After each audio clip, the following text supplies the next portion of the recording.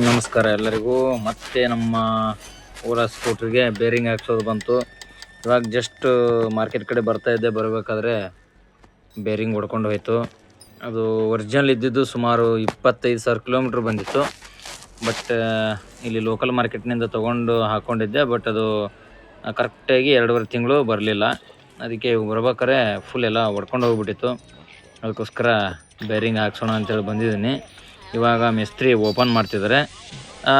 ನೀವು ಯಾರಾದರೂ ಮನೆಯಲ್ಲೇ ಚೇಂಜ್ ಮಾಡ್ಕೊಳ್ಳೋರಿದ್ದರೆ ಇದು ಪ್ರಾಪರಾಗಿ ಫುಲ್ ವಿಡಿಯೋನ ನೋಡಿ ನಿಮಗೆ ಅನುಕೂಲ ಆಗ್ಬೋದು. ಯಾಕಂದರೆ ಈಸಿ ಪ್ರೊಸೆಸ್ ಇದೆ. ಒನ್ ಟೈಮ್ ನಾನು ಹಾಕಿದ್ದೀನಿ, ಏನು ತೊಂದರೆ ಇಲ್ಲ.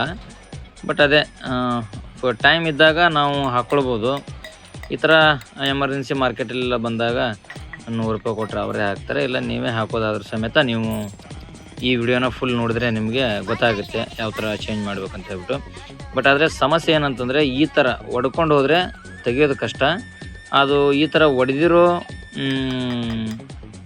ಬೇರಿಂಗ್ನ ತೆಗೆಯೋದು ಹೆಂಗೆ ಅಂತ ಹೇಳ್ಬಿಟ್ಟು ನಾನು ಇನ್ನೊಂದು ನನ್ನ ಚಾನಲಲ್ಲಿ ಆ ವಿಡಿಯೋ ಇದೆ.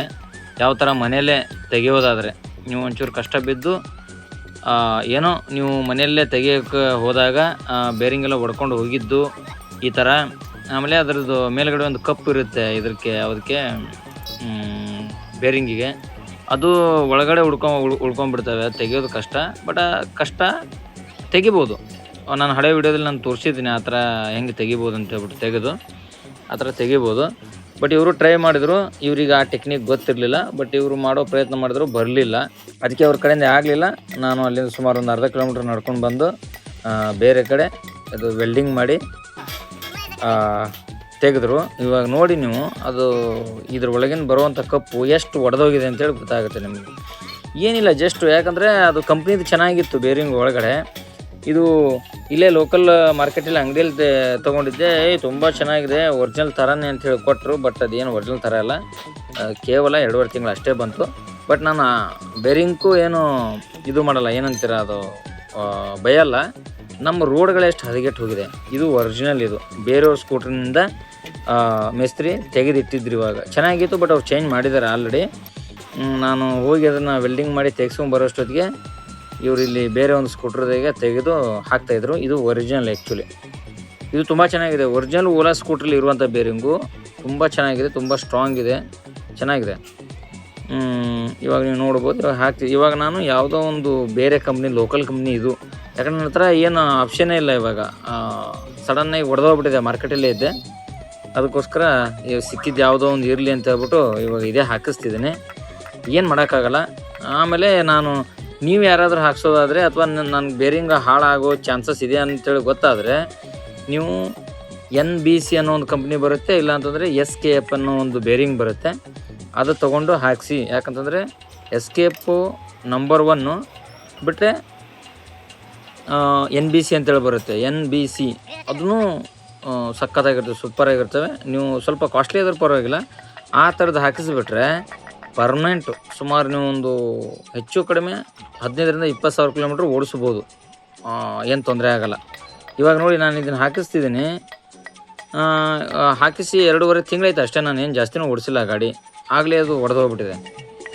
ಇವಾಗಲೂ ಇದು ಹಾಕ್ಸಿರೋದೇ ಯಾವುದೋ ಒಂದು ARB ಅಂತೇಳಿ ಏನೋ ಒಂದಿದೆ, ಯಾವುದೋ ಒಂದು ಲೋಕಲ್ ಕಂಪ್ನಿ ಇರ್ಬೋದು ಮೋಸ್ಟ್ಲಿ. ಇವಾಗೇನೋ ಅವರು ಗ್ಯಾರೇಜಲ್ಲಿರೋ ಮೆಕ್ಯಾನಿಕ್ ಹೇಳಿದ್ರು, ಇದು ಚೆನ್ನಾಗಿದೆ, ನನ್ನ ಗ್ಯಾರಂಟಿ ಹಾಕ್ಕೊಳ್ಳಿ ಹಂಗೆ ಹಿಂಗೆ ಅಂತ ಹೇಳಿದ್ರು. ಬಟ್ ಏನು ಗ್ಯಾರಂಟಿ ಏನಿಲ್ಲ. ಸದ್ಯಕ್ಕೆ ನಮಗೂ ಎಮರ್ಜೆನ್ಸಿ ಇದೆ, ಅಷ್ಟು ಟೈಮು ಇಲ್ಲ. ಇವಾಗ ಬೇರೆ ಕಡೆ ಹುಡುಕಿ ತಂದು ಹಾಕಿ ಕೊಡುವಷ್ಟು. ಅದಕ್ಕೋಸ್ಕರ ಏನು ಮಾಡಿದೆ, ಇರಲಿ ಪರವಾಗಿಲ್ಲ ಇದನ್ನೇ ಹಾಕಿ ಅಂತ ಹೇಳಿದೆ. ನೋಡಿ ಪ್ರೊಸೆಸ್ ನೋಡ್ಕೊಳ್ಳಿ, ಹೆಂಗೆ ನೀವು ಇದೇ ಥರ ಹಾಕೋದು. ಸಿಂಪಲ್ಲಾಗಿ ಒಂಚೂರು ಗ್ರೀಸಿಂಗ್ ಮಾಡ್ಕೋಬೋದು, ಇಲ್ಲಾಂದರೆ ತೊಂದರೆ ಇಲ್ಲ, ನಡೀತದೆ. ನೀವು ಈ ಥರ ಒಂಚೂರು ಹೊಡೆದು ನೀಟಾಗಿ ಅಲ್ಲಿ ಕರೆಕ್ಟಾಗಿ ಅಲ್ಲಿ ಮಾರ್ಕ್ ಇದೆ, ಅಷ್ಟು ಕರೆಕ್ಟಾಗಿ ಅಲ್ಲಿ ನೀವು ಹೊಡೆದು ಕೂರಿಸ್ಬಿಟ್ರೆ ಕೂತ್ಕೊಳ್ಳುತ್ತೆ ಅದು. ಅದೇ ಒಂಚೂರೆಲ್ಲ ಗ್ರೀಸಿಂಗ್ ಎಲ್ಲ ಅಪ್ಲೈ ಮಾಡಿದ್ರೆ ಚೆನ್ನಾಗಿರುತ್ತೆ. ಯಾಕಂತಂದರೆ ಸ್ವಲ್ಪ ಬಾಳಿಕೆ ಚೆನ್ನಾಗಿ ಬರ್ತದೆ. ಎಲ್ಲೋ ಒಂದು ಕಡೆ ಹೊಂಡ ತಗ್ಗು ದಿನ್ನೆಯಲ್ಲಿ ನೀವು ಹಾಕಿಬಿಟ್ರೆ ಸ್ವಲ್ಪ ಅದಕ್ಕೆ ಫ್ರೀಯಾಗಿ ಮೂವ್ ಆಗುತ್ತೆ.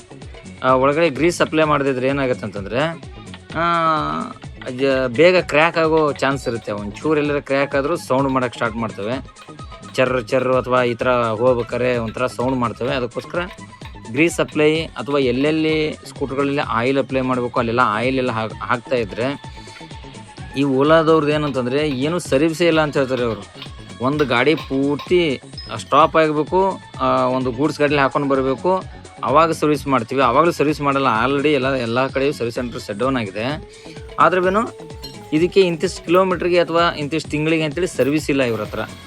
ಆ ಥರ ಏನಾರು ಮಾಡಿಬಿಟ್ರೆ ಓಲಾದಲ್ಲಿ ಇಷ್ಟೊಂದು ಗಾಡಿಗಳು ಓಲಾ ಸರ್ವಿಸ್ ಸೆಂಟರ್ಗಳಲ್ಲಿ ಇಷ್ಟೊಂದು ಸ್ಕೂಟರ್ಗಳು ಬಂದು ನಿಲ್ತಾನೆ ಇರಲಿಲ್ಲ. ನೀವು ಓಲಾ ಸ್ಕೂಟ್ರ್ ಯಾರು ಇದ್ದವರು ವಿಡಿಯೋ ನೋಡ್ತಿದ್ರೆ ದಯವಿಟ್ಟು ನಿಮ್ಮ ಸ್ಕೂಟ್ರ್ಗಳೆಲ್ಲ ಹೆಂಗಿದೆ, ಏನು ತೊಂದರೆಗಳಿದೆ ಅಂತ ಹೇಳ್ಬಿಟ್ಟು ಕಮೆಂಟ್ ಮಾಡಿ, ನನಗೆ ಗೊತ್ತಾಗುತ್ತೆ.